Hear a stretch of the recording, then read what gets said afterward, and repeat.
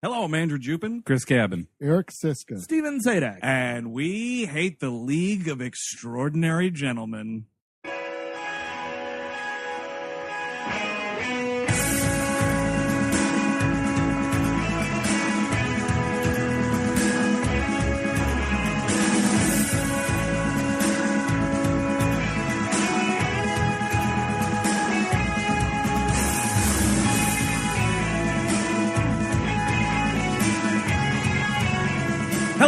Welcome to We Hate Movies on the Sideshow Network. Thank you for tuning in. As always, this is the last in-studio summer blockbuster extravaganza, as we've been telling you on the Internet Gang.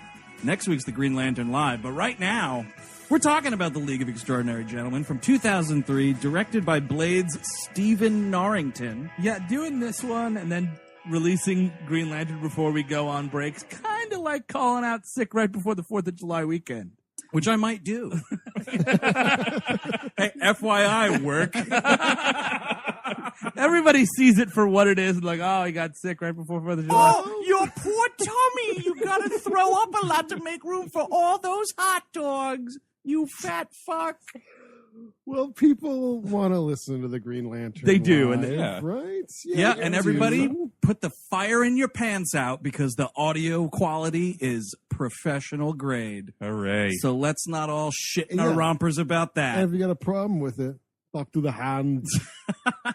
But you should go tell the captain, actually. Right? Oh, you might want to go talk to the captain. Just talk to the captain. Just talk to the captain. So anyway, this is directed by the dude who directed Blade and like two other things that nobody cares about. Such a better movie. Oh, leaps and bounds. Well, let me tell you, you're working with a better script. Sure. I wouldn't say a better comic. I should say I can't say a better comic because I never read any Blade comics, but I do really like those first two volumes of League of Extraordinary Gentlemen, of which the first volume is what this movie is based off of loosely. Chris, isn't Blade your favorite movie of all time? All the time. You've referenced it in about 91% of the episodes. It's like, oh, it's like the end of Blade. Everyone's like, why? Or it's like, that one note in the score to Abraxas sounded a lot like the Blade score. I will say the final boss of this movie does look a lot like the end villain of Blade. Yeah, it's true. The blood monster. It looks. I'm just enamored by the blood monster. This is a late intervention.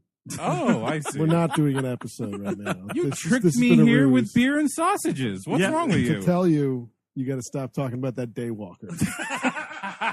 And we are very disrespectfully recording your intervention. Son of a bitch. So this is based off the comic, which is Alan Moore, From Hell, Swamp Thing, Watchmen. And he was so happy that it happened. Oh, yeah, like that fucking... like that he always warlock. is. That warlock is excited about everything. That guy's casting a spell right now while fucking filing his fingernails on a gigantic concrete wheel that's spinning around like the demon in Insidious. That's what I picture Alan Moore's house looks like. Also credit to Kevin O'Neill, who did the art, and also cashed a check for this movie. Oh, sure. Oh, really? Yeah, oh yeah. Well, this was the movie where I think this is... What does the art have to do with it? This movie looks like horse shit. It does. No, I mean, the art in the book is really great. It is very great. Yeah, but this was like, I think Alan Moore was like trying to ignore this movie. Like, he cashed the check and was like, if I just don't care about it, it's fine. And then he heard about it, and then he stopped doing that. Yeah. And now he, like, basically gives the money to the artist because he's so fucking cool. It's still a dick. I don't know. It's weird because, like, yeah, it's your baby and whatever, but he makes such a big fucking show about he doesn't want to be part of this movie. Everybody's got to hear about it. From fucking day one of the production. I read 3 separate articles when Watchmen came out. Yeah, oh my God. 3 separate fucking things he had to say about it. Yeah, he had some opinions about that movie, didn't he? Not to say it didn't blow, but... Yeah, and he doesn't watch the movies either, right? No, he refuses. Yeah. I would watch them. I think he's got to be watching He's those secretly watching those movies. Yeah, of course. He's got to do something when he's spinning that wheel. That takes a long time to carve those. Sweating over that cauldron all day. Yeah. I mean, once you've bound a demon to this earthbound realm, you got to do something with him. That From Hell movie's a piece of shit, too. Oh, man, it's garbage. The Hughes brothers, thanks but no thanks, bros. Stay tuned. Stay tuned. Possibly, yeah. Why not? Heather Graham is a London prostitute. Yeah, no thanks. So this movie, if anyone doesn't remember it or isn't familiar with the comic line, this is where they take a bunch of public domain literary characters and make them the Avengers in 1899. And don't worry, they're going to explain all of what they are to you, Dude, very thoroughly. Dude, this movie presumes that no one has read a book ever. It's down to explaining what a vampire is. It's so obnoxious. It's like if you had the Avengers and it's like we get to see Tony Stark in the cave again. Build nothing from scraps. This movie, and I point this out every time it happens, and I think it's only with 20th Century Fox being guilty of it, because this happens in, what's that Dennis Quaid weather movie? Day After Tomorrow. Yeah, where it freezes, the logo freezes. Oh, yeah, now it's This- all steampunk. It turns like steampunk, foggy old London town horse shit, and then like we just tilt down into the world, and I was like, so am I to believe that 20th Century Fox logo is just on top of a building? It Yes. looks like the opening scene from Darkwing Duck. Like, it's really bad. And like all of this, like I've never felt the time as far as effects go in a long. I haven't felt it this bad in a long time. It's rough. You mean as far as like effects not holding the test? Yeah. of Oh time? yeah. And like Yeah. you can feel the green screen. Like when they're using green screen, it's so clear. It's amazing. yeah. Well, they're it's really bad. lazy in this movie. It's not like, oh, well, how are we going to do Mr. Hyde? I guess we'll use CGI. It's like, well, how are we going to film a library? I guess we'll do CGI. And it's like, well, actually, you can just go to a fucking library. No, I'm sorry. Where are you going to get all those books and put them on a set? Of course you're using a computer. Come on. Hell, use a high school library at that point. You don't even have to like fool me that much. That'd be great. It's like they're just panning through and it's like go Rams on a little pennant. So we start out in this movie. There's some Joker-esque robberies that are happening. It's a big dub bank robbery. Yeah, it's In like the a cold open. tank. Yes. Yeah, in a big old tank. That the London authorities are thinking is from Germany. That Germany has attacked London and robbed this bank. Well, they don't think that until the door opens and a bunch of Germans come out yip-yapping. That's true. And they're like, oh, Germans. Well, how are you going to? Were you driving a tank? Yeah, I'm saying is you can't get a tank from one country into another without somebody noticing. And it's like really fast too, and nobody knows what this thing is. Like, what the fuck? They're like shooting. It's like, it's a dragon. You know? Because it's 1899. This Yeah. shouldn't exist yet. Yes. There's a ton of this, and like the comic has it too, but the like technology that's not there yet, but these guys have it, is Yeah. what we're doing. And you got to figure, like, how are you getting? Because when we're introduced to this tank, it like comes out of a building, so it's like. Was there a drill, like a technodrome-esque drill that like it Right. shot up through the basement or something and then out the... I've given you unlimited technology from Dimension X. I feel like it's like you the- know Krang was helping out. I feel it's like that Oh, yeah. drill car from Die Hard with a Vengeance when they're getting into the depository. I think Yep. it's like they have to have one of those in front at least. Niels is dead, fuckhead. Hitler, put down those paintbrushes. There's work to be done. We got to knock off a bank in 1899. I just like the idea of him in the bunker cursing Krang. I wouldn't be here right now if it wasn't for that stupid pink brain. No, he's like, oh, don't worry, Ava. Krang will save us with his teleport ray. Come on. Just looking Here's at his coffee. watch. He's building his bodysuit. It will save us all. He's like, I choose suicide. So we come to find out that these robberies are led by a gentleman named the Phantom. And don't worry, it is spelled with an F, not a PH. Well, I guess he's supposed to sort of be the Like the Phantom of Phantom the of the Opera. Opera. Because that's... Really? Yeah. Oh, because of the mask? And he's like got scars on his I face. thought this was one of your comic book characters. Well, they're all literary characters turned into comic book Right, characters. okay. Phantom of the Opera robbing a bank. All right. Get back to playing your organ, please. And don't worry, Sean Connery does at one point say, "Oh, it's very operatic." Oh, does it? Yeah. Man, I fuck missed that one. him. Fucking puns in this You know, movie. I did not realize that. You guys made me hate this movie even more. Dude, I had it's no like this- idea. Dude, with I the was- puns in this movie, it's like the fucking screenplay was written by Pee Wee Herman. It's outrageous. Man, it would be a better movie if it was written No, by Pee Wee this Herman. was at best scripted by Cherry. Pee Wee, I wrote a movie. That's great, Jerry. How'd you use the keyboard, Jerry? You just got 2 armrests. Voice type. It's also used for people with disabilities. Oh, disabilities. That's the word of the day. Oh, man. So then they Well, rob. he looks like the Phantom kind of looks like Doctor Doom meets Captain Lou Albano a little bit. Kind of got a Van Helsing thing to him as well. Yeah. It's disgusting. And Destro from from G.I. Joe. Oh, yeah. Silver Mask there.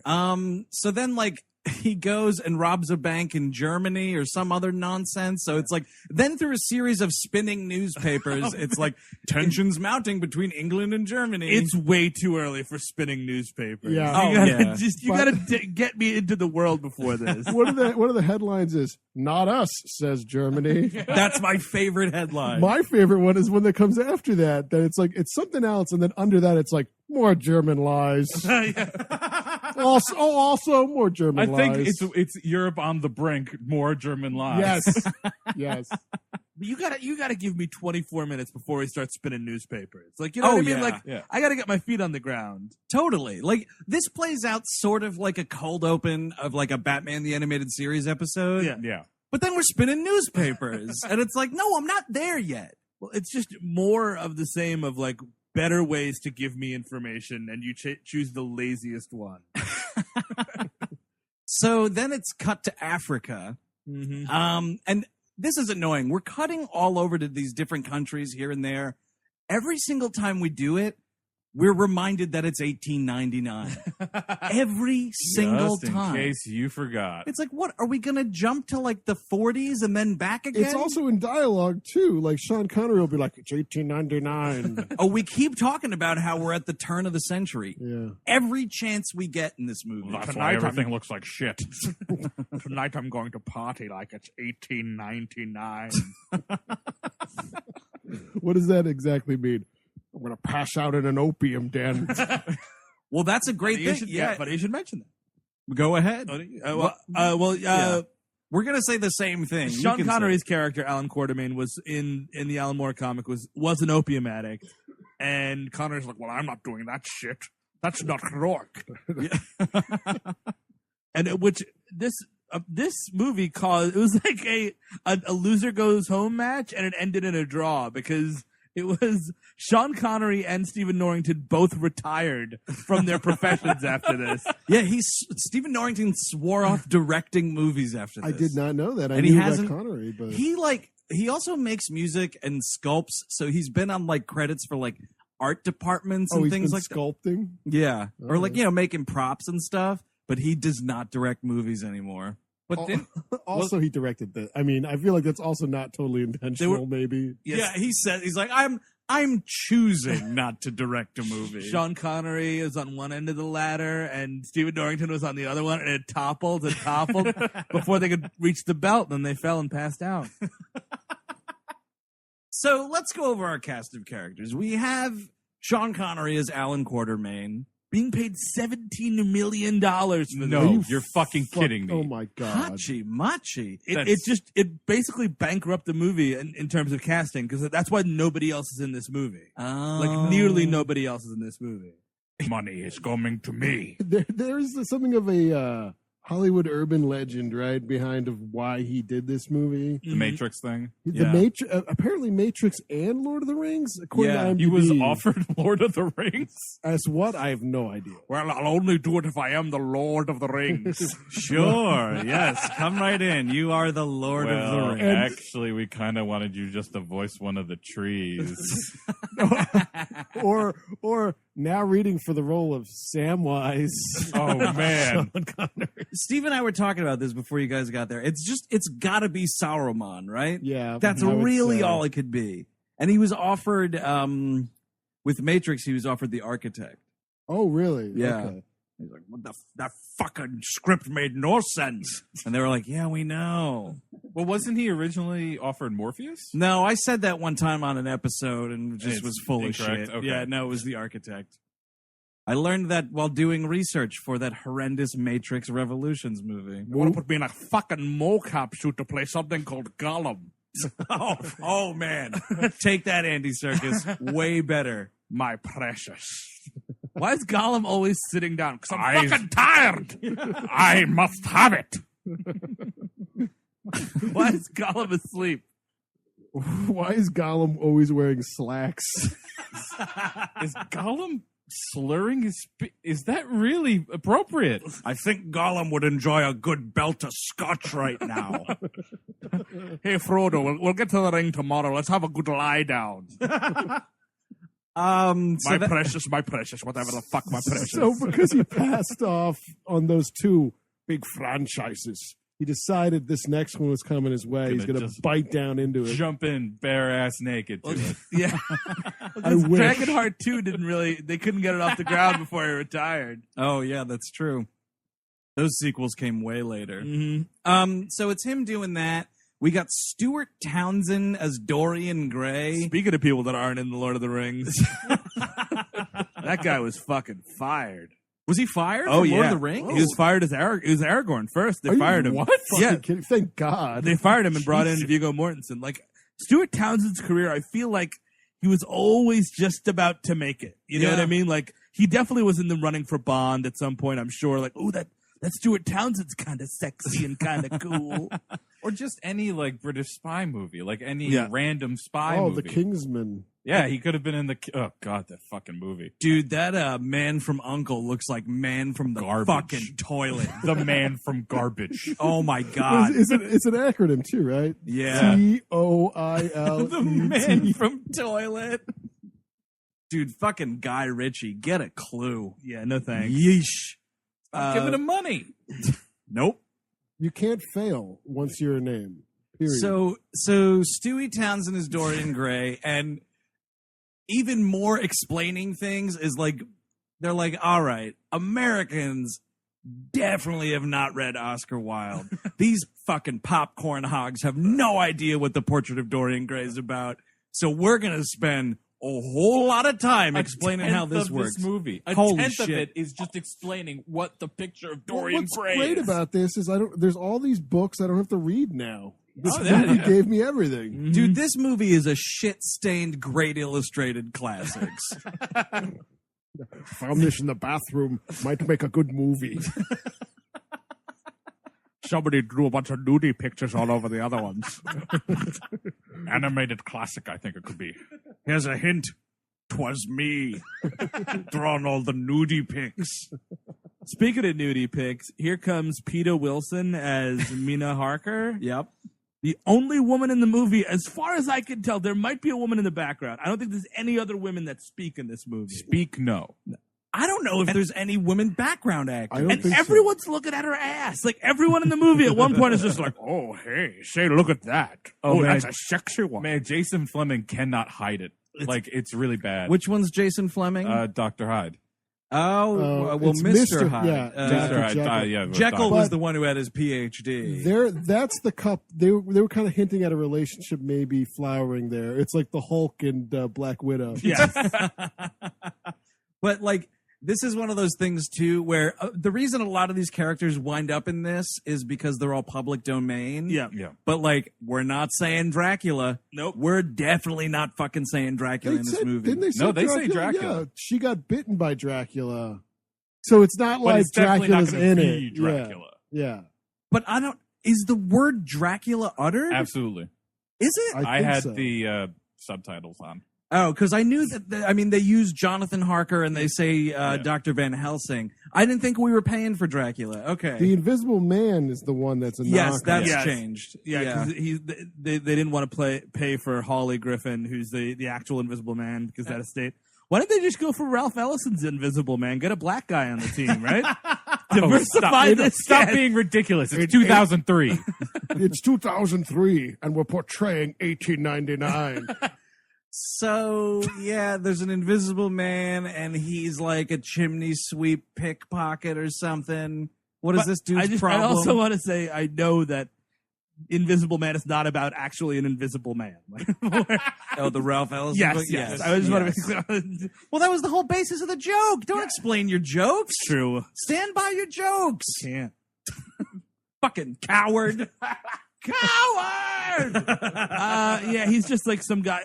Oh, I nicked it from the original Invisible Man, I did. Oh, I'm such a sneaky little bugger. I got his little formula and made myself invisible so I could steal things. Fucking who cares? Piece of shit rip-off character. Yeah, nobody cared. And then some dude is Captain Nemo. Captain Nemo, the guy from Monsoon Wedding, I want to say. Oh, is he in Monsoon Wedding? That movie's okay, and then it's like, oh yeah, my uncle molested me, and then the wedding reception gets ruined. Yeah, it's kind of nuts. And Well, because we're all just having a great time, and it's a beautiful Mira Nair movie, and then it's like, I was molested. And I'm like, fucking no, not this movie. What a showdown in the third act of that film. Yeah, it gets a little dark. But I think this dude is my favorite character. Probably, yeah. Nemo, yeah. Yeah. Well, who's your favorite character, Eric? Some background actors. The end credits. Yep. I think you nailed it there, Steve. I cheered when they came on. I think the witch doctor at the end maybe might be my favorite. Oh yeah, that dude's pretty he good does too. some stuff. So we get so Captain Nemo, and he has somewhere along his travels acquired Ahab Ishmael rather from Moby Dick as his first mate for some reason. So, this is the thing. I don't know why I wasn't more bothered by this in the comic book. I guess because it's a little more subtle in the comic book. But in this movie, when we're making all of these inside jokes, I'm just like sighing at every last one of them. Because it has nothing to do with what's going on. You're like, just stop doing that. It's like some fat guy like giving you old elbow in the theater, like, Yeah. Did you get that one? It's like, oh, if someone looks back at this and sees what we're doing in a few hundred years, they'll be like, wow, I couldn't believe all those guys were together. Oh, we forgot our favorite character, Tom Sawyer. Because he shouldn't be in the movie. Tom Sawyer. FBI agent Tom Sawyer. God damn it, dude. Yeah, invented for this. It's not in the Alan Moore book. Right. They're adapting the Rush song. Is that what's going on? Yes. He is a modern day warrior. Yeah, it is a personification of the Rush song. That'd be great if, like, and, you could, steampunk it up a little bit, get a little piano, go, whenever he does something. Yeah. That would be pretty cool, actually. Why not? His final, shootout that starts playing. I'm in. And he's played by forgotten cable personality Shane West. Yep. And What now was he in? One Tree Hill. he's also in Salem now, I think. Oh, who's watching that? Anybody? No. Yeah, all right. That's one of those things. It's like that first season's on Netflix, and I'm like, maybe. You know what I maybe'd is that Bates Motel. You can fucking shove it. No, I can't. What do a it. piece of shit It's that show crap. is. Well, a lot of it's crap. from A&E. Yeah. So, there you go. Vera Farmiga is the most obnoxious character on that show. It's just a lot of like, okay, fine, Norman. I get it, Norman. Fine. You hate your mother. And I'm like, Wait, is she the mother? she plays Norma. Nope. And it's Freddie Highmore plays Norman. And he's actually okay. Yeah, and the rest of the show is fine. But whenever she is on screen, you just want to fast forward. It's so terrible. Little Neverland's pretty good. Little Neverland. Was he also August Rush? I believe he is. Was that August Freddie Rush as well, Highmore? yes. Yeah, why can't you get Peter Pan in this movie? Speaking of which, Agent right. Pan, like that's kind of cool. Because I feel like, have we dabbled into that much magic? Because this is all like science magic. What you could equate as like science. No, magic. Dorian Gray is. Dorian I got Gray. a magic Yep. painting You're on right. you, and Right. Oscar Wilde is just spinning somewhere. You're totally Well, right. the thing is, if you don't want to do too much magic, get Captain Nemo there to go up against Captain Hook at some point, like a dark horse candidate at the end of this movie. Suddenly, Captain kinda Hook cool. comes out of Well, here. that would be better than the big fucking cop out that we get at the end of this movie as who the villain is. Oh God, fuck that. So did we get everybody? Oh, then you got later on we get to Mr. Hyde. But so all right, so we start with Sean Connery in Africa, and he's recruited by this dude. He's like, oh, hey, the Queen needs you to do some shit. Come back for Queen and Country. I gave up all of that a long time ago. Oh, yeah. You know what? I was actually envious of Alan Quartermain at the start of this movie Yeah. because he's got a dude pretending to be Alan Quartermain to, like, shoo away people. Wouldn't that be great if someone's like looking for you Yeah. and you just were able to have somebody be like, yeah, I'm Andrew. I do that at We Hate Movie shows. Yeah, who do you get to do it? Cabin plays you. No, Chris Hemsworth. It's a good Howard Hughes move. Like if you, Yeah.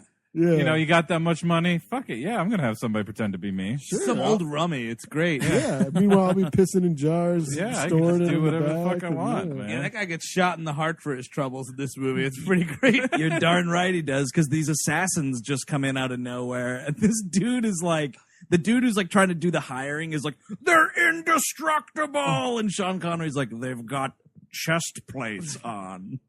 I could literally see it. I'm 100 years old. I can tell why the bullets are bouncing off of them. And he is just shooting this place up. He kills all these dudes because even though he's like 100, he's still the world's best shot, the best assassin.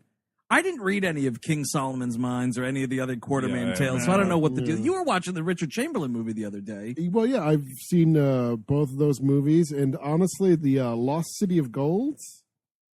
I mean, those movies are just knockoffs of Indiana Jones. That's what is they're that what trying it to is? do. But Lost City of Gold, I think, is a stay tuned. That's Oh, gonna be really? good. Sharon Stone. Ooh. Yeah. Speaking of things no one remembers. It's a lost artifact called Sharon Stone. So, you know, this dude, this recruiter, you know, yeah. for NC State, like brings brings Alan Quartermain down into this basement, like back in England. I guess they're in London. Do they specify ever? No, but this is one of your fake libraries where it's so CGI. Yeah. Yeah. And so he's like, "Oh, here's this dude you got to talk to, and his name is M." And I'm like, "Oh, well, it's way too early to be a James Bond reference. It can't be that. So it's just this dude, and he's like, "I'm M," and here's Well, it is kind of a James Bond. In the comics, like, there's another character that they cut from this movie called Campion Bond, who's like, Yes. great-grand James Bond, and he reports to M, so it kind of makes more sense there. It does, but that's what I'm saying. In this movie though, it doesn't. And No, it does not. It's just like some dude calling himself M, and you're like, whatever. And he's right away. He's just like, "Well, I'd like you to join the League of Extraordinary Gentlemen." And I was like, what? Really? Like, you figure that's one of those things where it's like at the end, Yes. some other guy is like, "Well, that's a League of Extraordinary Gentlemen," and then the Invisible Man goes, "Oh, wait a minute," and then it's credits. What can I tell you? I had to file an LLC. It was a whole thing. I can't just, not have a title. So, he explains what's going on. And the first of two instances in this movie where they just like cut and someone else is standing in the room, all of a sudden here's Captain Nemo just like in this library. And you're like, you weren't there a second ago when there was this huge wide shot of this library. And he's like, "How's it going?" And this is the other thing that I don't like that they do in this movie. And I don't remember if they do it in the comic. Well, I think in the comic, there's no origin story. They're all just like there. Yeah, But this is all like, they're all of them going, "Oh, well, I've read an awful lot about you." Yeah. "Oh, yes. Well, I've read an awful lot about you." And I'm like, no one's reading these fucking stories. All those nonfiction novels of all of your adventures. I think Alan Quartermain's just like having a stroke on the floor in Africa, and this is just like what he's seen before he dies. All the books that he's read. Yeah, No, this it's is the all- opium. No, he Oh, had yeah, an yeah, yeah. opium hit, and this is his This fever is his, dream. yeah, this is his overdose dream before he dies. Precisely. Or in this universe, I'm not an opium addict. I'm just a regular old retired hero because my son died. Just a drunk. A dirty old drunk. Which is such instead of horse shit. substance abuse, they give him a dead son. Oh, fucking who cares? Seriously. So they chase this one dude out of this gun club that he's hanging out at in Africa, and he tries to get some answers. The dude pops like a cyanide pill and kills himself. And then a cartoon fire happens in this gun club because like one of the dudes you see like leaves a bomb. Where was any money allocated to just blow up like the front face of a fake building to make this look like anything. They were going to do it, but then Sean Connery was like, "That money belongs to me." Well, first the guy says Hail Hydra. Yeah. I mean, this is like a Windows 98 screensaver that pops out of this house. It's bad, man. It is bad genes. It's so bad. And so, so then we're in this library and everything, and we're all meeting like in the same scene. Yeah. And what I hate about this is like they're all being such bitches to each other. It's like the snark. Totally, just left and right with the snark. And so then, like, oh, hello, it's me, the invisible man I am. Yeah, and Sean Connery's like, now, wait a minute. I know I don't have my glasses on, but is there a third voice in this room? You're like, Jesus Christ. And he's heard Show all yourself, devil. This is a heart attack. Oh, here comes that stroke I've been waiting for. Well, then it's ghost. A ghost has come in. Dude, this movie could use a ghost. That'd be pretty great. Man, Jacob Marley should be in the fucking League of Extraordinary Gentlemen. Oh, there you go. He hits people with the chains he forged in life. And he spooks them out, Yeah. He shows up to Phantom's house and it's just like, ooh. Like, that'll do it. So then when everyone else has to face off against him, doesn't have that nice night of sleep. So advantage Connery right there.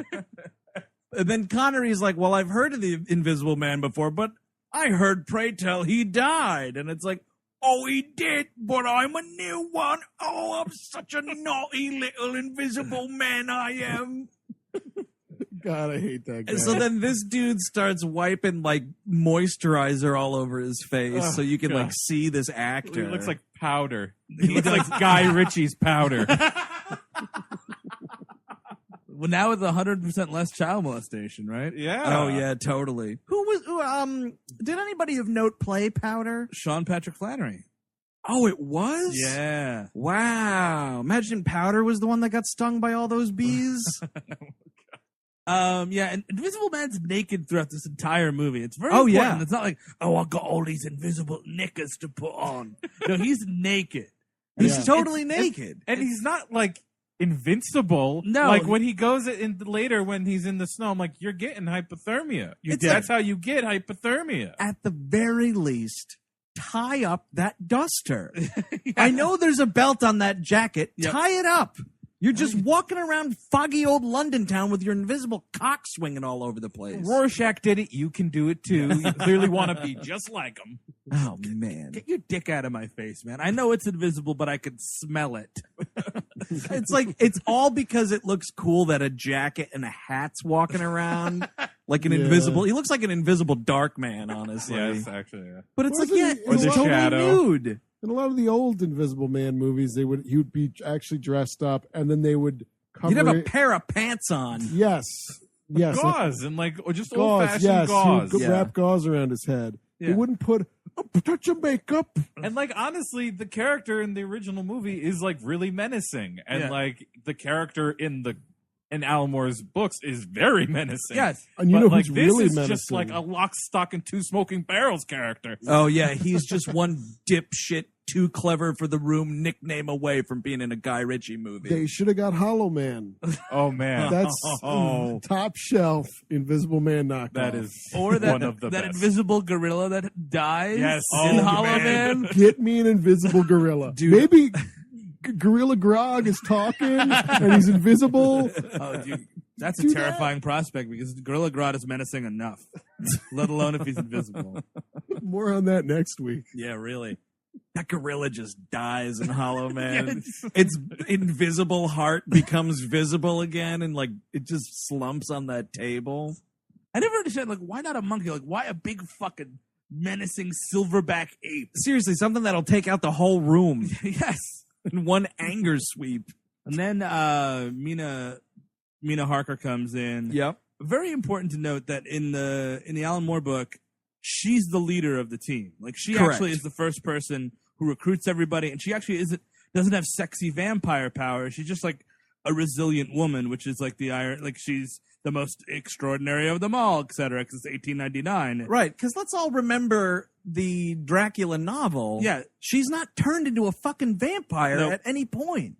As a matter of fact, Dracula dies, like, right as it's about to happen. Or did he? Yeah, he did. Well, this Yes. movie's presupposing is, or did he? Well, and here's another pile of shit that they never address in this movie. She's a vampire. She outright has teeth and vampires people left and right. Oh, yeah, she's sucking vampires. blood all through this movie. But she is just waltzing through the sunlight like nobody's business. I don't get it. Without even sunblock. You don't even want to give me a sunblock. Yeah, I mean, Chris, there as our resident Blade expert, do you Yes. have any insight on? Yes? I mean, how is she daywalking right now? I do not know. I think they are strolling away from the mythology a little bit. Is they're this taking also it for a walk. foggy London town? Maybe not enough sunlight. It's also a possibility. I also do believe that this is a case of this ain't your mama's Yeah. Dracula Oh, or it's- your mama's vampire. It is a terminal case of this ain't your mama's literary characters.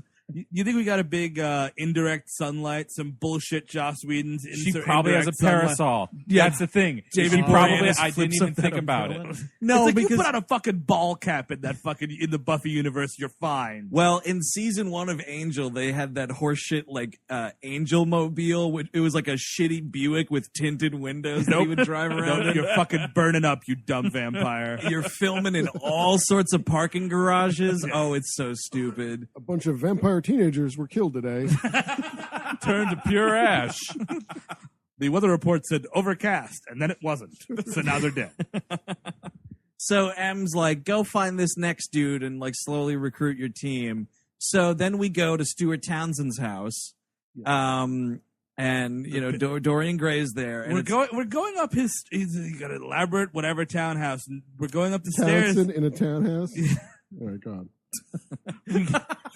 just something fun that happened. continue. We're going up like he's got all these paintings, and I forget. I think it's Connery's like, oh, you've got a painting missing, And I Mr. start Gray." punching myself in the balls. because there wouldn't be like a freshly missing painting. That's like the bane of his existence. It's hidden somewhere. Yeah, it's not recently stolen, and he doesn't keep it on the fucking wall. The whole point is he can't look at it. You stupid movie. Fucking dumbass. And also, it's just a rude fucking thing to say. Oh, hey, part of your wall looks like complete shit. Oh, thank you very much. Who's your interior decorator? Nobody. You got a loose tile in your bathroom, Mr. Gray. What an asshole! You know, I looked through your medicine cabinet. You could sort all that out with a lot less pills.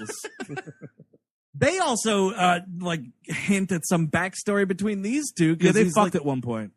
Is that what it is? Whoa. No, it's- Well, it's Alan, Okay. Alan Quarterman and this guy, no, Dorian Gray. No, but they have that reference to like, oh yeah, when I was at college or whatever, Dorian Gray showed up, and Mina Harker's like, oh, so you were teaching, and Mr. Gray was a student. He's like, the other way around, I was a young boy, and it's like we fucking so get it. Oh my god, that is just so fucking dumb.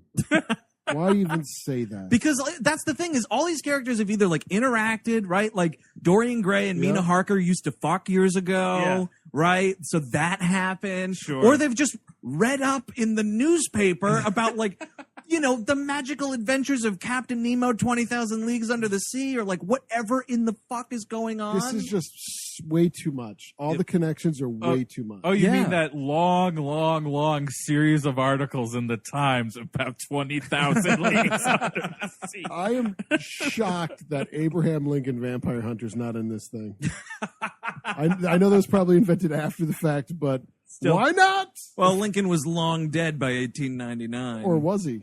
Well, maybe he Eric's himself... presupposing that, or was he? Or was he? That's Well, this it's because whole movie. the last lineup of League of Extraordinary Gentlemen actually murdered John Wilkes Booth before he could get to Ford's Theater. Oh. Yeah, so there's that. Speaking of Americans, so like Dorian Gray's like, oh, I'm like a sexy rogue. I don't know if I'm gonna join your team. Yeah, Stuart Townsend's like 4 steps away from fucking everybody in this cast. Absolutely. Oh, yeah. He's just throwing eyes at everybody. And the Phantom and his goons show up. Oh, man. And then circle up the League of Extraordinary Gentlemen like, join us or die because we're comic book baddies. While they're in a different library. This is a fucking Two-Face move, right? Yeah, it is. It absolutely is. He kind of looks like Two-Face, too. Yeah. And luckily, sexy young explorer Tom FBI agent, Yes. not sexy explorer. Tom Sawyer infiltrated the Phantom's gang 2 towns back, and like it's a big dumb action scene. And they're like, "Wow, I like your moves." And he's like, "Thanks, I'm American." I took some time away from the Untouchables to do this. Dropped line from this movie that got cut was Tom Sawyer's backstory, where he's trying to get it back at the Phantom because apparently he killed his best friend Huck Finn. No. Absolutely not. No, I won't hear about it. that's a real thing I that don't was- want. No, just stop talking about it. The Phantom supposedly killed Huckleberry Finn? Yes, That's really fucking stupid. But What in- happened to Jim? But wait. Because the whole premise is this is a fake villain. yes. M is fucking Professor Moriarty, Yes, all right? yeah, That's yeah. the end of the movie. Dun, Spoiler dun, dun. And he's got this bad Halloween costume on, pretending to be this character known as the Phantom. So why would he take this fake character to America and assassinate Huckleberry Finn, who might have been running for the Senate? Or whatever that character is We supposedly doing. recognize junior senator from Louisiana, Huckleberry Finn. And he's like, "Let me tell you this one time I was on a boat." Like, no, you're not allowed to tell that story. Fine, then I'm going to take out this snowball and tell you why global warming doesn't exist. Here's a snowball, and here's an ice-cold glass of lemonade. That piece of shit, by Last the way. time you vote for somebody named Huckleberry. Usually a bad idea. So we've got Dorian Gray on our side, and there's one And last... Tom Sawyer, because they're just like, oh, Sean Connery's like, Yeah. oh, you're like a little, you remind me of someone, like my young son. And he starts like stroking his face. alive. Oh, yeah, I forgot. In case anyone hasn't heard in the last 5 minutes, my son's dead. And I feel responsible. Billy Quartermain. Shit went south on a drug bust. That's exactly probably what happened. We were a real Tubbs and Crockett. There was a drug dealer that wouldn't let Alan Quartermain buy anymore. He's like, go pick it up for me. Just pick it up for me. Dude, you fucking came down here for your dad, didn't you? I fucking know you, man. I know you. And then he shot him. Yeah. Oh, man, you know, because young Billy Quartermain was always uncomfortable when drug dealers would park their horse and carriage in front of his house, and he had to get in and ride around for a while. That is the worst kind of service like that. Mhm. The old get in my car. It's Just annoying. Yeah, it's just like, oh, are you going to kill me? You seem nice on the phone. Oh boy. So we're all off. We're a big team of people that hate each other, and we got to Uh-huh. go get one last guy, and he's been causing some trouble in Gay Paris. With a big dumb top hat, which I'm... Oh, man. Oh, this top hat. How? He takes the serum and it applies to his hats. You know what this reminded me of? Because this thing that's supposed to be Mr. Hyde looks like such garbage that when he's running around in this ripped tuxedo and the top hat like a big bulked out idiot, I remembered that Treehouse of Horror where they parody King Kong and Yeah. Homer Kong and Marge like Yes. get married at the end and the King Kong's in the tuxedo. That's what he looks like. Is the implication that Dr. Jekyll went to some haberdash, was like, yes, could I have a number 92 size top hat? Then when he It's feels for the a- change, It's for a statue, it is. he feels the change happening, so he rips off the regular top hat and puts it on over his head. That's Here the it thing. comes. Are you really carrying 2 top hats? You can't carry it. He couldn't carry it home. Dude, He'd if have to it's have a one that you friend. could like Right. fold up, like if it's a spring-loaded top hat, like a magician. Maybe, but then you got to sit on the top of that fucking Well, it's hat called to get it down. It's called custom made for a reason. I suppose that's true. So he's just Speaking of Lock, Stock, and Two Smoking Barrels, Jason Flemyng. Oh god. man. You know, that movie doesn't hold up. I don't watched care it what in a while. anybody says. I remember liking it. I haven't seen it in a really Yeah, long I haven't time. seen it in a while. Yeah. I remember I liking did it it a maybe long like time. 3 years ago, and it was enough. I haven't seen Snatch in forever, but I that's actually got to hold up. I right? rewatched Snatch recently. I really liked it still. Yeah, I it's was really still- funny. Yeah. It's just When you funny. rewatched it, did it still have Brad Pitt in it? Yes, it did. Yeah, it's still a bad movie. Oh, Dennis I didn't- Farina, man. He's good. R.I.P. And by the way. Benicio. Oh, is Dennis Farina dead? The Oscars forgot to mention that. So I Yeah, the guess Oscars Oh, haven't yeah, told so me that he that's- died yet. And that's how I know who died. In Maybe- the year is I wait for the end, and Maybe then I he'll die. read that. He'll die next year. Maybe we'll see. That reminds me, did you guys see that thing that, like, they were trying to figure out why the death notice of Rue McClanahan was going around, even though she's been dead for several years? Like, someone just, it's, I guess, one of those, like, weird internet things. Like, someone started, like, R.I.P. Rue McClanahan, maybe, like, just saying it. Yeah. And then just this tidal wave of people thinking she'd just recently died. Who starts this stuff? I don't know, idiots. I mean, she's been dead for, like, 5 years or I think something. it's like Slender Man or something at the center of the internet, starting all this. Oh, the Slender Man is part of my new League of Extraordinary Gentlemen. He lives in a computer. That would be great. That would be amazing. League of Extraordinary Gentlemen 2015. Oh, Yeah, they Slender definitely- Man and Anonymous. Okay, they have well- they have to go to space, dude. They have to. Alan Quarterman's axed. It would be Indiana Jones, Sure. Slender Man. Who else we got in that thing? Hollow Man would fit into A that Hollow one. Man's definitely going. Anonymous. Just get them all there. Yeah, Sure, they're why all not? there. They all have their Guy Fawkes masks on. You know who you could put in? Steve was just telling me about this guy today, the Watcher. Oh, fucking scary stories. You guys bro. heard about this? No. Oh man, New Jersey Terror Town story. Yeah, some couple is suing the previous owners of a house because the old family neglected to mention that a man has been systematically stalking their house for years and years and sending threatening letters about like, I watch you through all the windows. You brought young blood into this house. I'm gonna spray young blood all over this house. Wait a second. Yeah. Holy shit. It's terrible. Eric's like, I made the news. I didn't know. I was really just shocked that they moved. I'm sending it to the wrong people. But it's some weird thing where it's like, my family's watched over this house for 200 years. It's like my dad did it and my grandfather did it. Really? It's all really fucking boring. Dude, I have goosebumps just talking about it. It's so fucking terrifying. Mhm. So they're like moving out of the house. It's like, hey, give us our money back. You didn't tell us this fucking place was haunted or whatever the fuck. It's haunted via snail mail. That counts as a haunting. Haunted by a living person. Dude, if you're listening, couple, hold on to the place. The post office is going to be dead in a few years. You're not going to be getting you're not going to be getting letters anymore. But you are going to get a spooky FedEx delivery. Well, when President Ted Cruz scales back everything, you'll be fine. But yeah, the Watcher would be involved. He'd Yeah. be the villain, I feel. Yeah, he might Yeah, be. you probably have to. Yeah. In LXG 2015, which, by the way, calling it LXG, shut up. You're just trying to do X for X-Men, man. Yep, that's Yeah. all. We're trying to cash in on all this shit that makes money elsewhere. But now, that's a terrifying villain you guys painted. Seeing Indiana Jones, the Slender Man, Anonymous, Hollow Man going after this guy? Hollow Man showed up. Oh, he's he's the definitely Invisible there. Man. Yeah. That'd Totally. be amazing. You get I would love it to see you that get guy the murdered. Ava robot from Ex Machina. She's in there. Oh, of course. Sure. Yeah. Oh, yep, totally. Done deal. And Batman or Iron Man or something. Yeah, one of them guys there. If we have to get books, grown up Danny Torrance from Dr. Sleep, that fucking Shining sequel.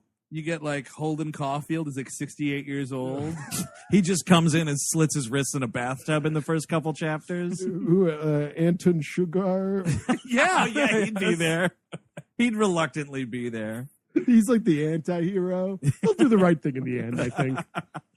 So they capture Mr. Hyde, and whatever. Now our team has been complete, and they're just kind of sitting on the boat like, "Pfeh," like nothing to do, and like shit starts happening, like someone's stealing all their secrets, and Right. they're like, "Oh wow, who could it be? Must be that rotten fuck the Invisible Man. They instantly go to that chimney sweeping son of a bitch. Of course it There's is. this one scene where Alan Quartermain kicks him out of his bedroom. He's Oh, like, dude. get the fuck out of my room and wear clothes when you're walking around. He's like, they're all like doing their own homework, which is weird. Like they cut to their quarters. You know, they're on Captain Nemo's boat. Everybody's got their own accommodations. And whenever you cut to someone's bedroom, they're all doing homework. Yeah. So Alan Quartermain's like writing something, and then the Invisible Man like farts, and he's like, get the fuck out of here. And what you see is Sean Connery fake fighting nothing. And it's so hilarious.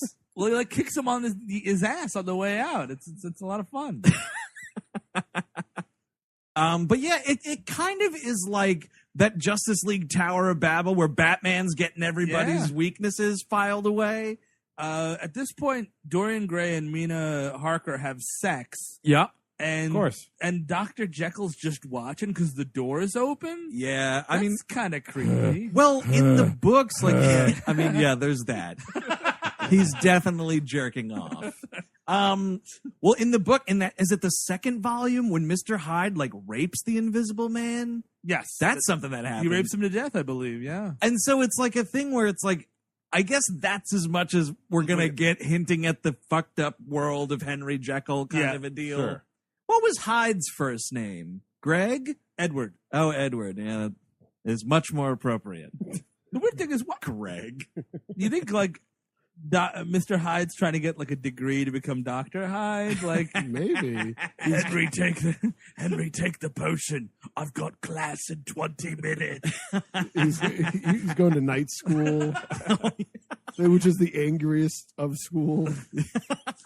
They do an annoying thing in this movie where it's like, instead of Hyde being like an inner monologue for Jekyll, he's like seeing him in doorknobs and shit. Oh, God. It's so terrible. Because you know what that is? You know what you can do really cheap and it's instantly believable? Voiceover. Yes. You know what's not? An animated monkey in a doorknob reflection. Because they don't use Mr. Hyde a lot, and I guess they paid a lot for that design, so like, we're going to get money out of it. But like, he looks so terrible. He looks like a monkey crossed with I don't even know what. It's like a Cronenberg monkey. Yes, It's exactly. a Cronenberg monkey. a crunky. They should just do like in Spider-Man with the Green Goblin. He's like looking at the mask or whatever, and he's hearing the voice. Oh, Yeah. Instead, it's a gigantic top hat. Yeah, just look at the top hat and think about the. Yeah, It's the size of a dining room table, and it's talking. Captain Nemo's just like, did you really need to bring that on the Nautilus? It's taking up 3 rooms. It's actually my bedroom. I can bring it anywhere. Oh my God. When the fucking Nautilus sinks in the middle of this movie, if they all escape in that giant top hat. Yes, and when they wash up ashore, they have a tent. Dude, a bunch of like full-size human beings hiding in a hat like the fucking borrowers or something. They just look all like tiny. But to your point, Chris, yeah, he is a crunky, and they have this like, they don't do morphing effects in this movie. They Oh do my this, God. They do this weird like every 5 seconds it's a flash, and he's a different jittery. horror. Like, it's weird because like he's regular skinny Jason Flemyng. Yeah. And then you cut, and then he's like the fucking baboon in The Fly, and it's like, ah, his face is on backwards, and it's like, well, why is that the middle step? You know what I mean? Like, he just becomes a big jacked Jason Flemyng at the end of the day with a different haircut, which is strange. Yeah, it like recedes and it looks like Soda Popinski's haircut from fucking Punch Out. Sure. But you're like, what are you talking about? But what was my point I was making? Oh, well, also like they do have like practical effect big monkey arms for him. Oh my at God. like it's It looks only when he's grotesque. got to like run around does he become a cartoon. Yeah. But a lot of this is like it's just Jason Flemyng in this dumb rubber suit. It's like those Hulk glove toys that you want to waste money on your children, buy them some Hulk gloves. What shit. And that reminds me too, some of these toys I've been seeing for Jurassic World, Oh, okay. lazy shit. You put a stupid dinosaur puppet on your hand. Yeah, you're spending $25 on that. Are you pitching your side podcast, What Not to Buy? Yeah, I'll tell you what you're wasting money on. How much time you got? So, I mean, everyone's like, oh, it must have been that evil shit, the Invisible Man. Because, And well, what's funny is like they just cut him out of the movie. yes. Yeah. I mean, it's for a reason. Yeah. but there's no like setup for it. He's just going. I mean, it's to make you think that they're right, but like, of course they're not right. Well, we're hauling ass to Venice because apparently when the Phantom stole from the Bank of England, he stole Da Vinci's sketches of Venice in order to plant a bunch of bombs. Yeah. Right. We do have to talk about the topside scene where, I'm going to teach young Tom Sawyer how to shoot. Oh my God! It's like it takes Titanic with skeet shooting. It's really, really frustrating. Don't you fucking talk about my son. Well, it's just like, He gets all steamed at him. Yeah. well, because Tom Sawyer's creeped out. He's like, all right, boy, now let me show you how to shoot. And he's like, yeah, I'm like a really good marksman. He's like, no, you're not. You've got to learn from your old dad. And he's like, Come here, Junior. Let me sight up He's your like- aim for yes, he's like holding him. It's like, no. Cradling him. It's like, Take your time. let's say, Wait for it. it's like when you meet a creepy old man at a golf course and he starts showing you how to swing. And squeeze. now don't think of anyone else but just you and me. We're alone on this boat. Squeezing that big gun. Pull the trigger. And I think it's Tom Sawyer's like out movie. He's like, did you like do this with your son? And then fucking Sean Connery just slams the door. There is a Sean Connery shaped cloud on the deck of the Nautilus. Also, right before this too is when Sean Connery's like, "Hey boy, don't even think about trying to fuck that lady vampire." He's got no says- time for Mina He's Harker. got his great, she's out of your league. Oh yeah, that's at this God part. damn it. Oh man. Oh, hey, you want to go to the bowling alley tonight? It's league play. I think that Phantom's in league with the devil. Why don't you Go ahead. Why don't you come over? We can watch a league of their own. Damn it! I shouldn't have given you the right of way. My joke involved the Nautilus also having a DVD player, but that's fine. Okay. Hey, Nemo, how many leagues under the sea are we? It's measured by Extraordinary Gentlemen. We're 20,000 LXGs under the sea. So yeah, Sean Connery gets his panties in a bunch and leaves. Whatever. We get to Venice, and this is the big action scene. I guess everything's blowing up, and it's really bad CGI Oh, buildings God. like Holy toppling shit. over. Yeah, I thought that fire in Africa was bad. It's just buildings like falling down like it's fucking the Flintstones. Yeah, it's not like Casino Royale. You don't get like that kind of That's stuff. how you make a building fall down, Venice. And they're like kind of zeroing in on the Phantom at this point, Yes. right? And like Tom Sawyer's driving that sports car they have before cars are The barely supercar, invented. yeah. Yeah, Captain Nemo has a supercar in this movie. Also, he has, and this is something you don't understand until they get to Venice, because like the door to the Nautilus comes down, and he's just like, "All right, men, spread out," and like 50,000 guys Yep. just come out of the ship, and I'm like, where are all these deckhands? They're nowhere in this movie until this door opens. You know what else is really weird? That he's got a surface-to-air missile on this fucking submarine. You fit a small city on this submarine. You see the size of this thing? This boat is unnecessarily large. Well, that's the thing. It's like, you don't need a League of Extraordinary Gentlemen. You just need to fucking say, hey, Captain Nemo, go do something. You don't need a fleet of extraordinary boats either. This is like 3 aircraft carriers put together that can go underwater and it can shoot missiles to the Persian Gulf. And it's shaped like a sword. Yeah, It's he like, calls it the sword of the sea, by the way. And I got one leg out the window ready to drop. So this is when the Phantom reveals himself because his mask falls off. He totally just does it by accident. Because Quartermain's got is like, all right, you fucking Phantom. This is also after they do a thing where it's like, well, if we knock that building down intentionally, it's going to stop the domino effect of all these buildings blowing up. And you're like, but the whole thing's a controlled demolition. Oh, you know what? Right. Whatever. Building 7. Yeah, it's not getting hot enough to melt steel beams. Tell you that right now, Nemo. Yeah, I'm looking at you, Nemo, specifically. I'm like, I don't think Venice was built with steel beams. But No, just crackety wood. crackety wood? Yeah, it's crickety cracking it. It's falling down. Oh, that right. city's sinking into the sea, man. Well, he doesn't reveal himself to be Moriarty. He just says, "Oh, it's like, oh, it's him, the very man that sent us here." And he says some bullshit about like, that's only half the story. And I'm Yeah. like, fuck you. And you know what's amazing is, dude, when I watched it today, he said, because I've seen this before, but I didn't remember it that well. When he says that's only half the story, I was like, wait, what? And I paused it. An hour and 5 minutes to go. I couldn't even believe No, it. it was actually half the story. He's letting you know. This is a long fucking movie for is. no It's reason. An hour and 50 minutes. Yeah, thank God it's under 2 hours, though, because I had to watch it at work today.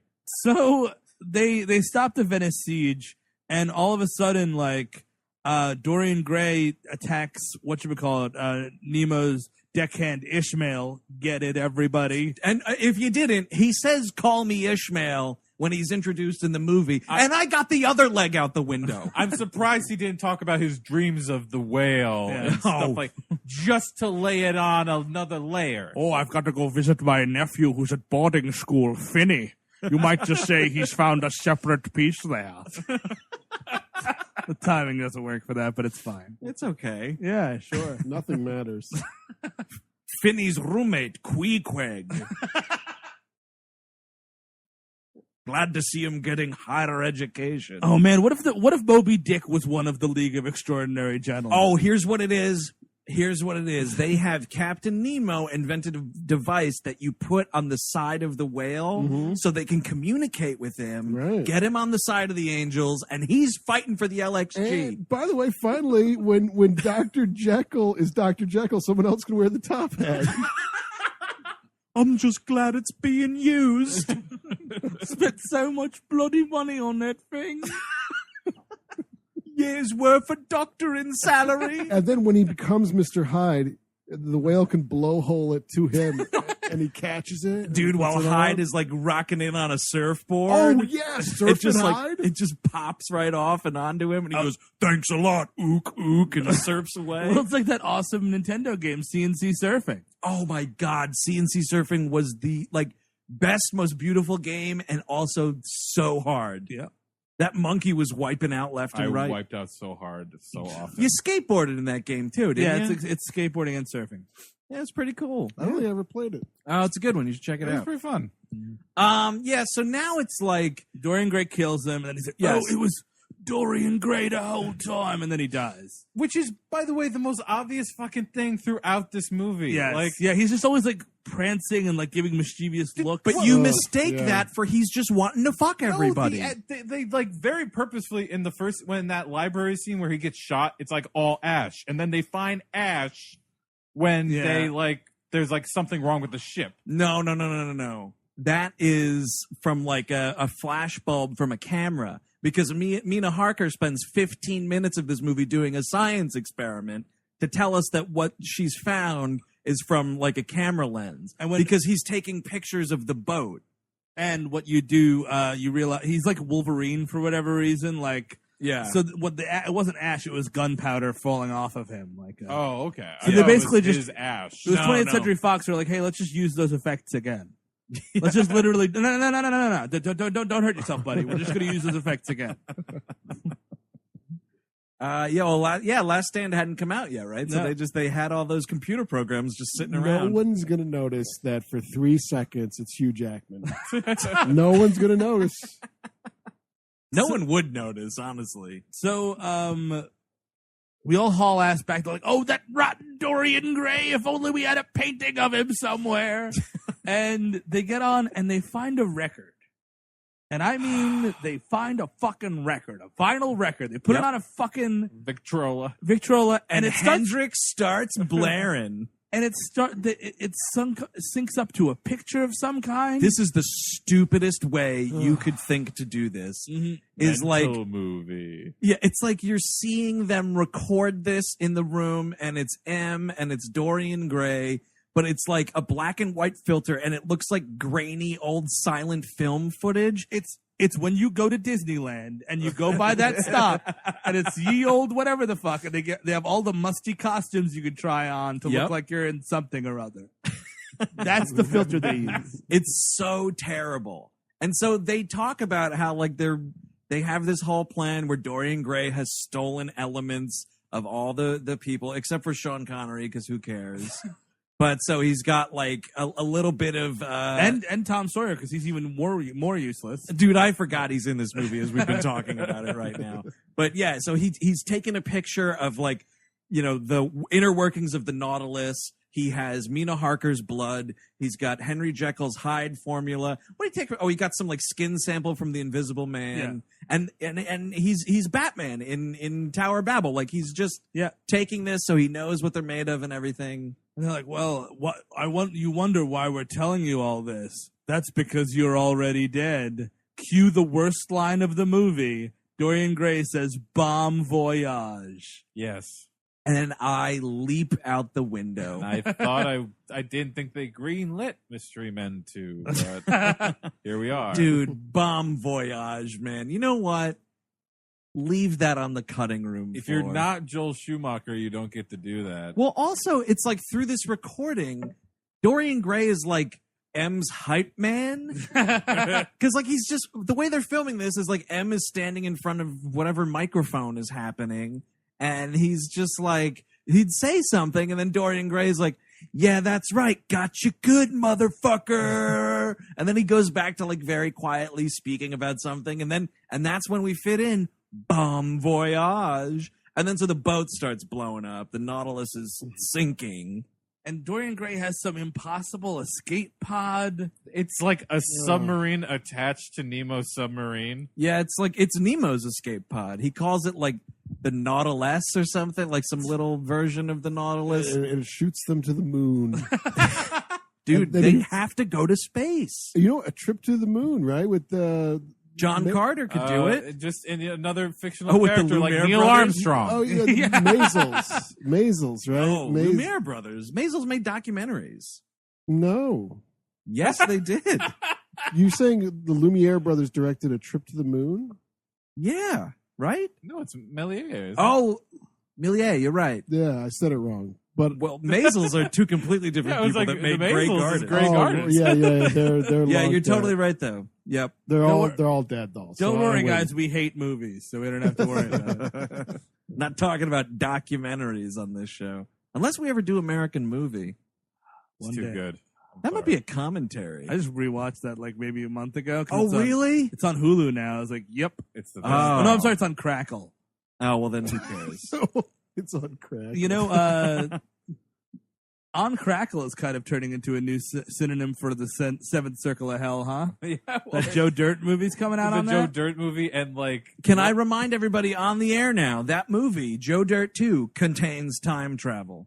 I've been spreading the word on Twitter, but I want everybody to know Joe Dirt 2, time Fantastic. travel. one of the other like zombie video games, like not Resident Evil, but like Dead Rising? like Dead Rising. The movie versions of those are made by Crackle. Who cares to watch any of that? I do not know. So we're chasing after Dorian Gray because Mr. Hyde decides that he's going to be the good guy Oh God. and like saves the ship. So we're able to like make some repairs and we're quickly chasing after him. Yeah, well, Mr. Hyde like breathes underwater for 24 minutes. I guess that's part of the fucking formula. I made that same note. I was like, breathing underwater? He's Okay. just like, He can talk underwater, yeah, too, very easily. but he's also a psychopath. Like he's like helping all these like men gently out. I'm like, dude, this guy would be breaking necks. Yeah, it really makes no sense. And like Jekyll has some line about like, well, I guess he likes to help out when he feels like it. And you're like, shut up. I guess he isn't evil incarnate. Pardon me, but do you have a size 79 cummerbund by any chance? Pardon me, do you know where the exit to the theater is? God, fuck this. I'm sorry to be vulgar, but fuck this movie, It's right? really fucking bad. Let's haul ass to the Himalayas for the last act, Let's, right? Sure, of yeah, course. why not? Yep. Because I guess the Invisible Man was like, oh, crikey, I split from... Once I heard everyone talking bad about me, I felt really bad about myself. And I split from the ship. But then I snuck on board the Dorian Gray Express, I did. And he's like talking to the Nautilus through Morse code, which like, I saw the size of that pod. How is Dorian Gray not hearing that thing clicking away? so they go to the fucking Himalayas. Yep. And like they find a cave somewhere. This is where Skinner said we should meet. These are where his coordinates told me to go. This is when this like stupid shot of a snow leopard Oh my shows god. up, and Sean Connery's like, "I'm gonna blow your fucking brains out, snow His leopard." ghost in the darkness moment. This goes on for way too long. It goes on for so long. And he's just like, I see you there, Tiger. I see you there. And then they all come out like, what are you looking at? And he's like, nothing. And then Nemo's like, perhaps someone finally saw the white tiger, and the white tiger decided he did want to live longer. Because it's some reference to like some horse shit Oh, yes. that the two of them talk about like earlier in the movie. Like, you're just an old white tiger waiting to be put out to pasture, or whatever I thought it was a Siegfried and Roy reference. Dude, they should be in this. They should be. Maybe they're in our modern version. Man, speaking of modern versions of Siegfried and Roy, stay tuned, Animation Damnation, on the Siegfried and Roy cartoon, where they're medieval magicians. Did anybody else watch that? I don't No. believe you. I don't believe That's one where I'm like, you're watching like a sketch comedy show's like parody cartoon of something. it's a real Was this a thing. Saturday TV Funhouse? No, it was real. I swear to God, it was real. Wow, that's amazing. Yeah. Dude, here's the thing. The 1990s didn't give a flying shit about cartoons. Nope, it was whatever. Here's your cartoon. Yep, it's just, and that's why, though, because it wasn't like, oh, what are you watching, Sonic the Hedgehog again? It was go watch cartoons. Yep. Yeah. So it didn't matter. It didn't matter what the cartoon was because it was all just cartoons. It Well, I was kinda feel drawn. like It that was the thing, It it was was like- up for grabs. Siegfried and Roy played a show, and they couldn't afford to pay them. They're like, well, I guess we'll just, it's cheap enough to make a cartoon for you. Hold on. just stay right there. We're going to Give make us the weekend. we'll put out a cartoon. We'll have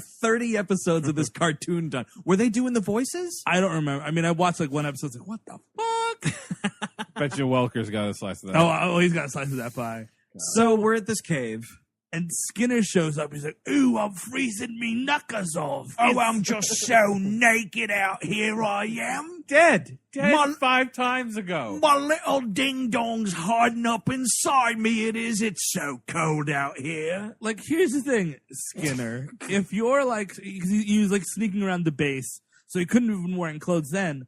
Have a fucking coat like 2 yards away from the base that you go and you get. Yeah, you're the one that's setting up these coordinates or Yeah, whatever. You exactly. know the whole plan. You got time. Get You're a walking- jacket. They're like a mile away from anywhere, right? It's way far away from this castle. It's the one unbelievable thing in this movie. Just stuck right out. Oh, my little balls are so cold out in Quartermain. There should be like little icicles coming off them that everyone can see. Hey, Mina Harker, come here and warm me up. Warm up my bollocks.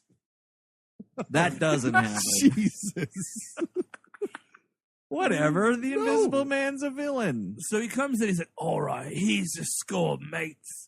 Apparently, and now we're in full video game mode. We're like craning through the base. And he's like, Yep. they've got a whole army of Mr. Hydes, Invisible Men, Nautiluses, a couple Abominations. a Moby Dick, and a baby Gatsby. Yeah, that's right. Jay Gatsby is a baby's down there. And if we don't stop them by this time tomorrow, there's going to be a whole little litter of star foxes after him. Tomorrow he's going to be a grown Jay Gatsby. And then he kills us all. Just a reminder, if you think the character of Jay Gatsby is cool, you're reading it wrong. There's going to be a green light across the river for your demise, there'll be. Oh man, Jay Gatsby's just running people over with his car. Oh, yeah, dude. Take that, Myrtle. Take that, Myrtle. You're all a bunch of Myrtles. He's just running over malls all over town. Hey, Pier 1 Imports. Mall's got everything.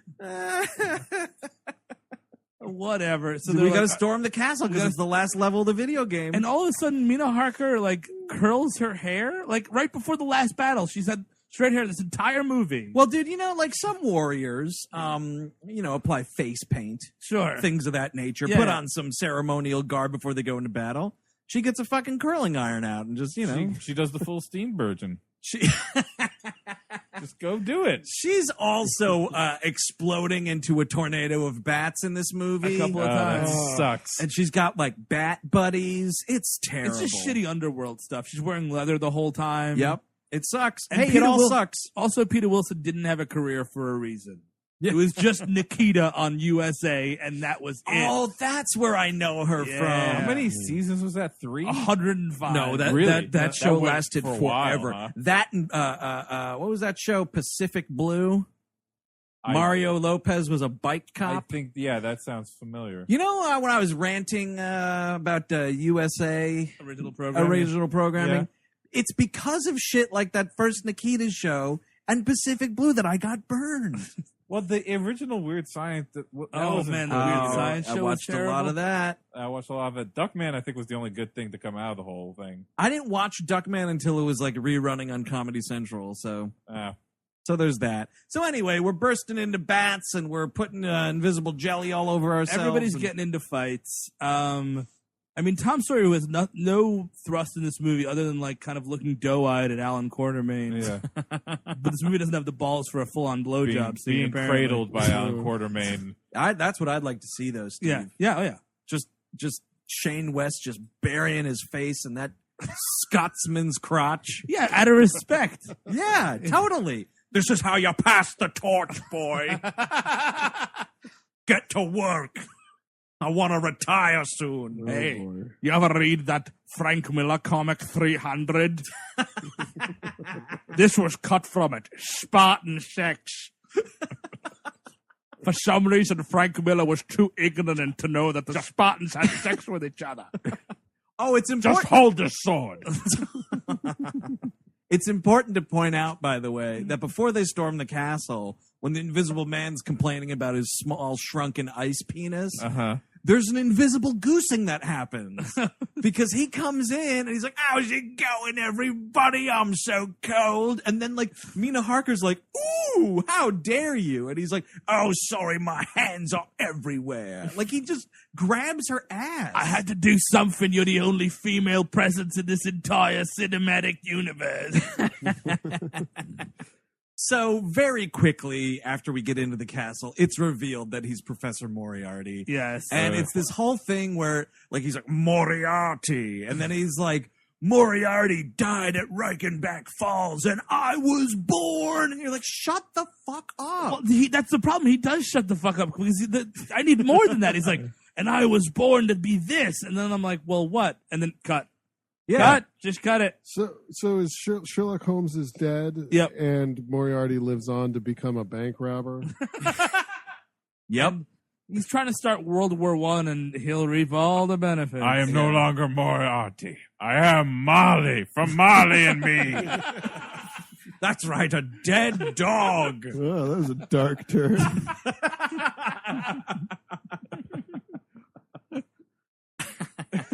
But yeah, it's never they don't mention anything about Sherlock Holmes in this movie. There's no like cuz I mean in the Sherlock Holmes mythology, like Holmes lives after the falls. Like, that's how he brought him back. But like there's no like you can't even say like when Sherlock threw me over the falls with him, I lived. Just fucking anything. Because you know what? I could have used a Sean Connery no shit Sherlock. That'd be good. He loves puns. He does. Oh, absolutely. Oh, no shit, Sherlock. If it's the one thing though that you're not going to spell out for American audiences, it's you're referencing the story in which Sherlock Holmes sacrificed himself to kill Moriarty.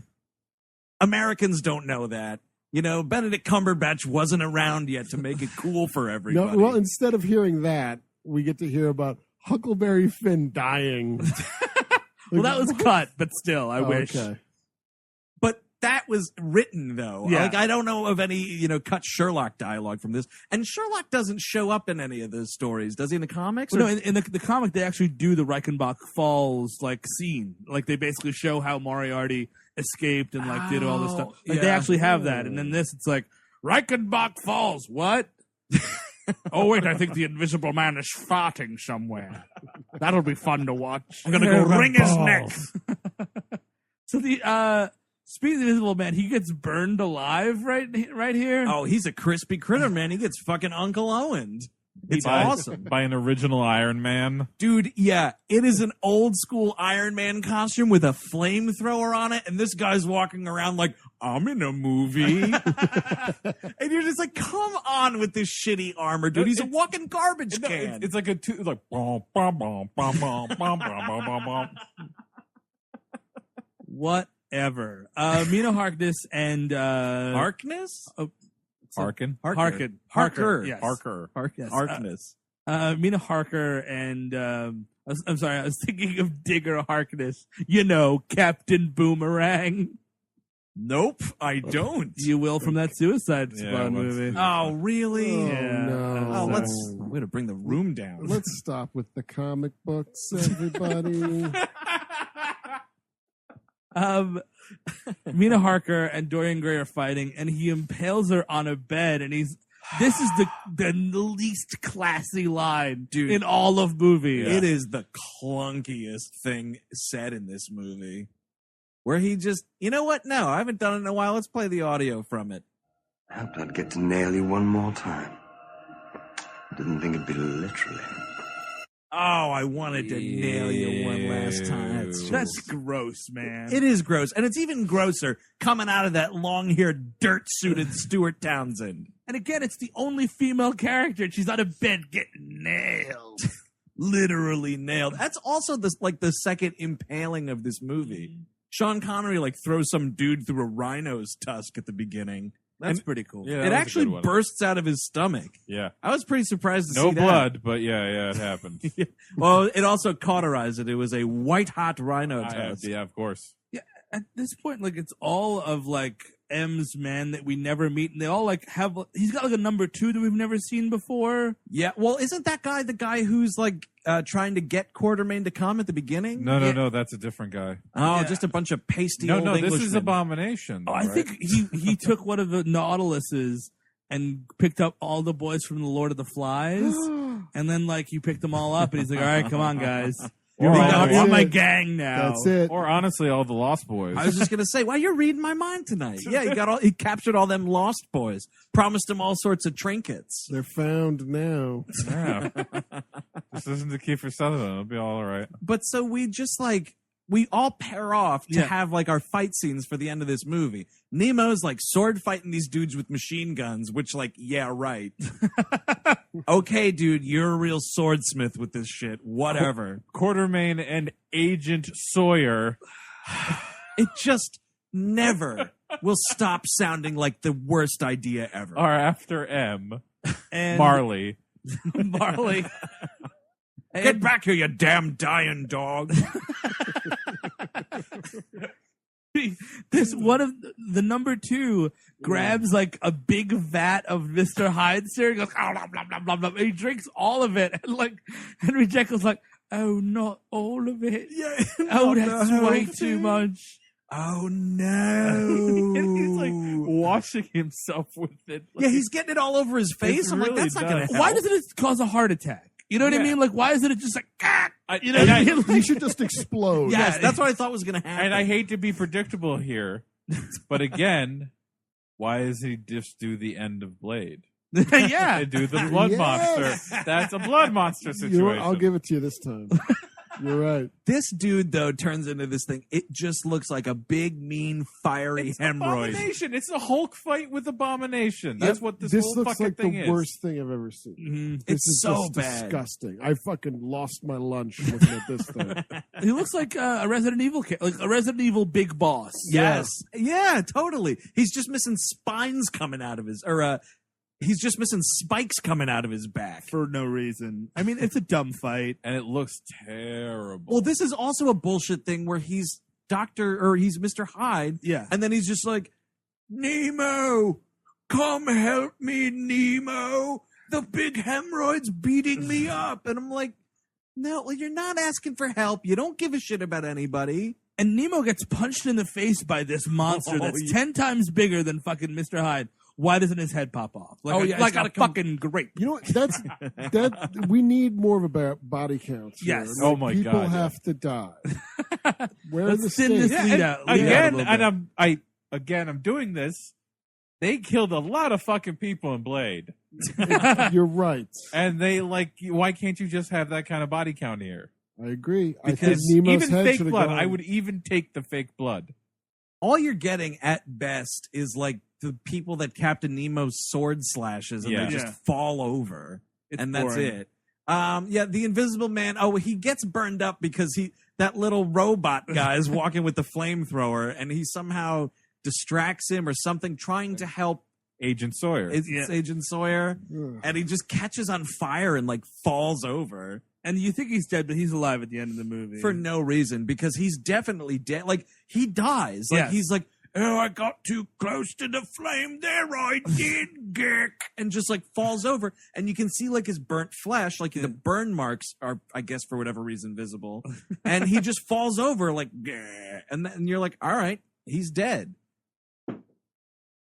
Also, at this point, Mina Harker rises from the bed, impales Dorian Gray with the fucking thing. I feel like he's getting it ready for a little you're asleep touching. Yeah, that's the move. Because he's just playing such a slimy creep in this movie. Well, he had to get the video or like the old fashioned camera out and like to take a Yeah, few he had to get photos. Thomas Edison's Black Yeah. Maria. He's got a couple slides. He's just sliding it in and out. He's like got an old timey camera. He's under the cape, just getting ready to take pictures of this dead body. And she like impales him to the wall, and he's like, "Well, this is uncomfortable." And then she unravels his painting, and it's an Indiana Jones death, right? Oh yeah, he totally just opens the ark. And it's really bad because it's CGI. It looks like fucking shit. Looks like the Mummy. It's like really fucking bad. Yeah, it does look like those terrible mummy movies where you're just like dust skeletons. Why not close your eyes at this point? Like she doesn't like hold his eyeballs open. She's like, "Here's your painting. It's gonna kill you." And he's like, "Oh my, oh my!" Well, I guess I deserve it. It's not even like she's like, surprise, and turns around with it. It is wrapped in paper, and she picks it up, and she's like, I bet you know what's in here. And she's like pulling the string and unwrapping this thing, and he's just like, no, I don't know. What could this possibly be? Did you get me a present? Do you have Guernica under there? Yeah, this thing actually kind of plays out like a fatality in Mortal Kombat. You know what I mean? Like there's that moment of like, oh, thank you. Oh no, it's a bomb. Giftality. Friendship. That's what it is. Yeah. Yes. Friendship. Yes.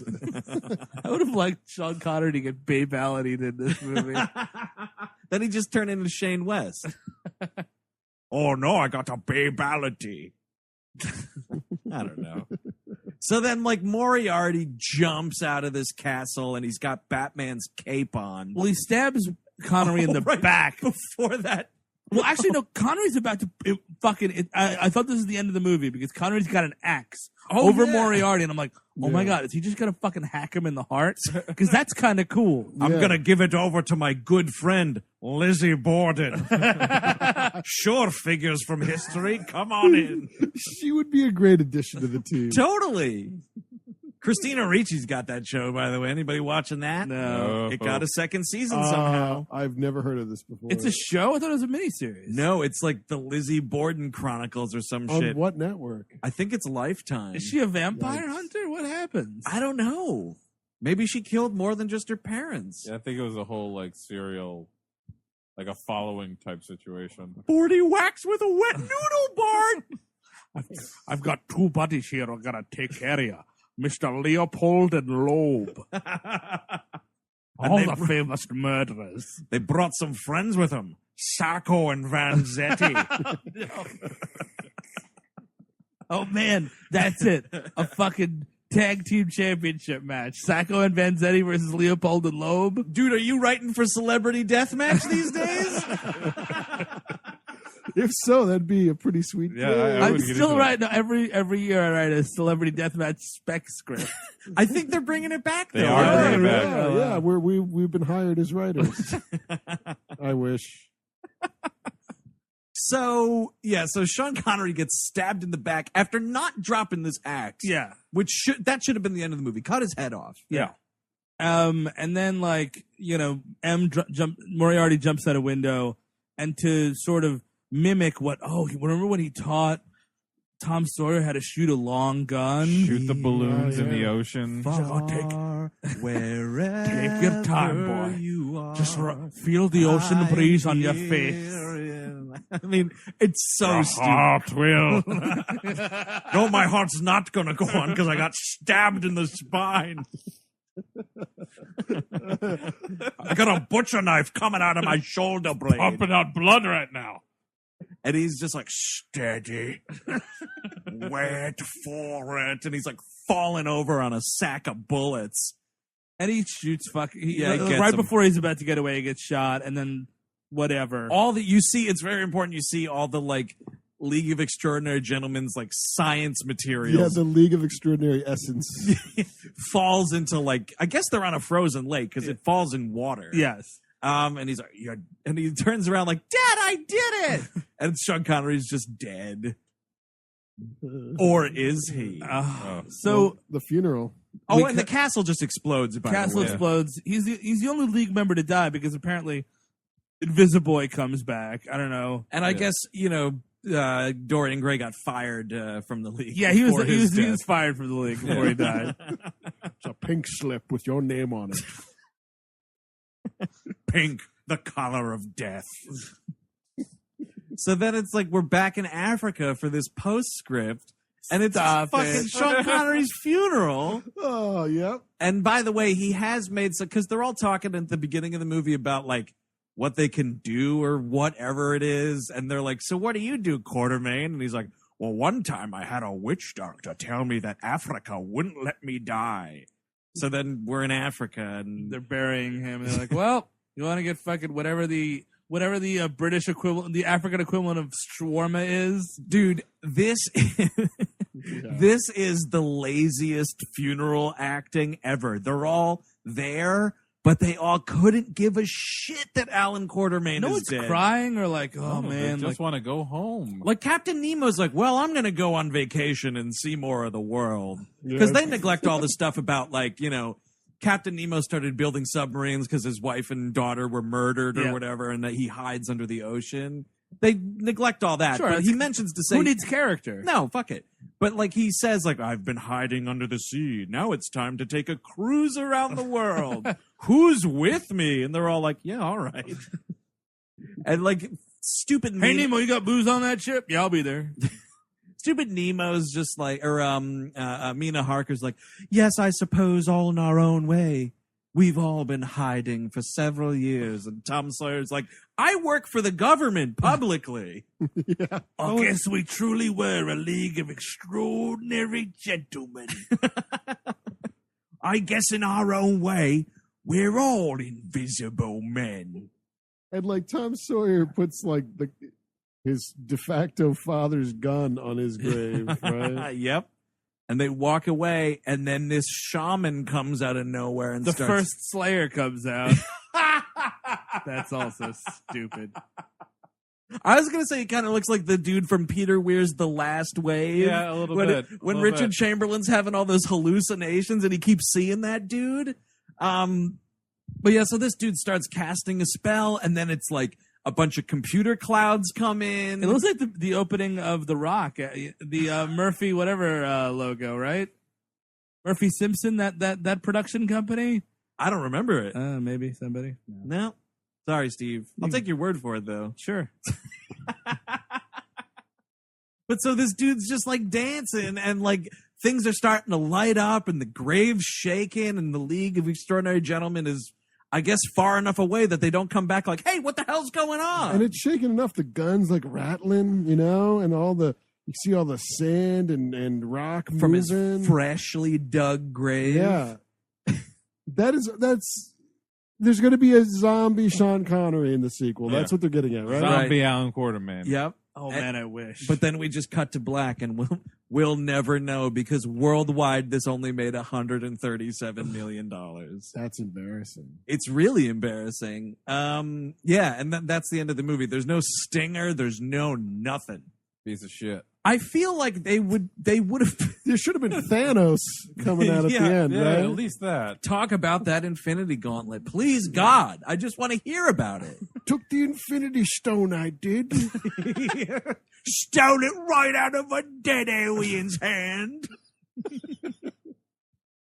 I mean, also, why bot? Like, here's the thing: we know that the line of like, "In Africa would never let me die." Why not have a classy ending where everyone walks away and you don't see the thing rattling, but you kind of have an idea that if you wanted to bring him back in the next movie, you can. You know what I mean? Sean Connery's just standing by a tree, like, "We'll meet again, friends." Yeah, exactly. Or something like that. Not a vibrating grave, which is what you're left with. Why wouldn't Africa let him die, right? Like, great, like... Why specifically him? Why That does also- he have well, to he's- That survive? sounds like a curse more than a blessing, right? That's It's like he true. did some Maybe bad it is- shit. Maybe it is a curse for being like the whitest hunter, imperialist, Yes. scumbag, colonizer in the book. No, I think he has some line about, like, "One time I saved a medicine man's son from getting killed," or some nonsense. And then I started the apartheid in South Africa. And that's, I think, well, actually, I was just about to say that's the last we'll see the League of Extraordinary Gentlemen on screen. But as recently as last month, they announced that they're trying to reboot it. Oh, really?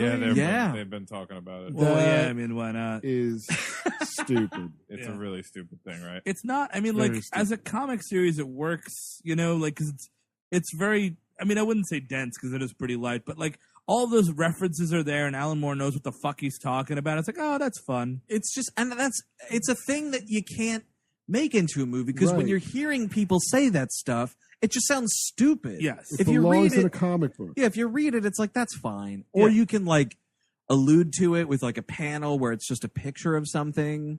Maybe that. No, you can't do this in a movie though. It'd be great if at the end of the movie, Paul Giamatti in the rhino suit comes and digs Quartermain out. Come on, Quartermain! I'm a rhino in Africa. Try to hunt me, you son of a bitch. God. How embarrassed do you think he's got to Don't be by even want to that? think about that movie ever again. No, but think about it. Like, how embarrassed does he have to be? He was in a mech suit while also wearing an Adidas jumpsuit. Oh gosh. That is in the island of the misfit stingers.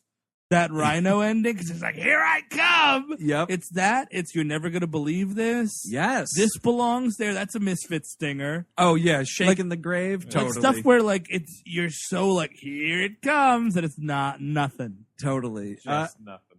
Did they do that in Steel? Is there a Steel stinger? No, Steel was just like one and done. See you later, America. Oh man, would anybody recommend this movie? No, it's really brainless and Yeah. not fun. Mm-hmm. And it's kind of a shame for Sean. I think Sean Connery should have retired at Temple of Doom. Nope, not Last Crusade. whichever one he was in, Last Crusade, because he's great in that movie, and it's got like Yeah. so many like little nods to his career in a classy way. It's done perfectly because it's made by two guys that know how to make movies. Well, 1.5 guys that know how to make movies, I think that's an guess. exception. I think this is one of the worst movies we've done. I know I say that a lot, but It's understandable. I mean, this is up there with Son of the Mask. This movie's like almost unwatchable. I could barely pay attention to it. Yeah, well, It begs not to be watched. Please don't watch me, Eric. Look away, Eric. turn around, Eric. Not like this. Not like this.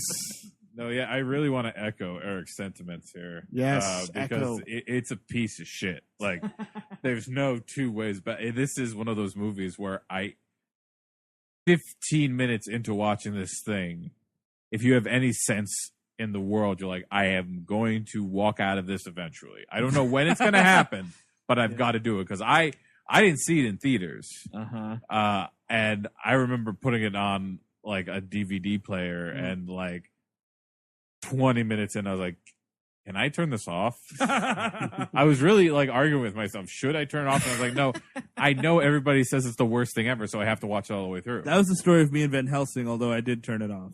Did you ever finish it, though? Nope. Well, not only did I see Van Helsing in theaters, I did too. I saw this in theaters 2 times. Oh my mother. Why? Because I watched it once, and I I had think you got all the literary references. because I didn't know, I didn't read the comic. I didn't know what it was. I mean, I knew Yeah. what it was about. I saw the trailers, but like, I was like, oh wow, that's bad. And other like, because From Hell was like 2 years before this, Yeah. I think. Yeah. And that was the same, like, wow, that was bad.